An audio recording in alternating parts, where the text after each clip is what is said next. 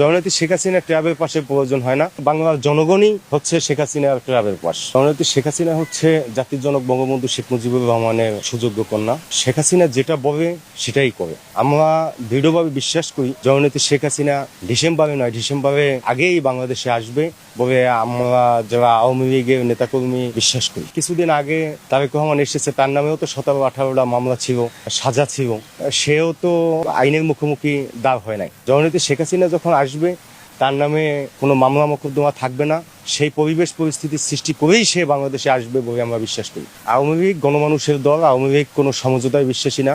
আওয়ামী লীগ সাধারণ জনগণের ভালোবাসায় টিকে আছে এবং টিকে থাকবে।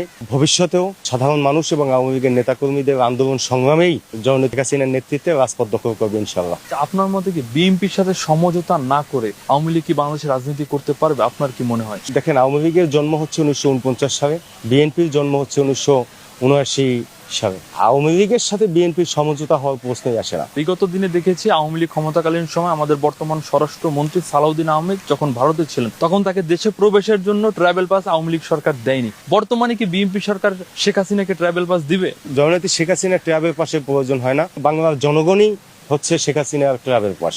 আওয়ামী লীগের সকল স্তরের নেতাকর্মীরা জননেত্রী শেখ হাসিনার আদেশ নির্দেশের অপেক্ষায় আছে।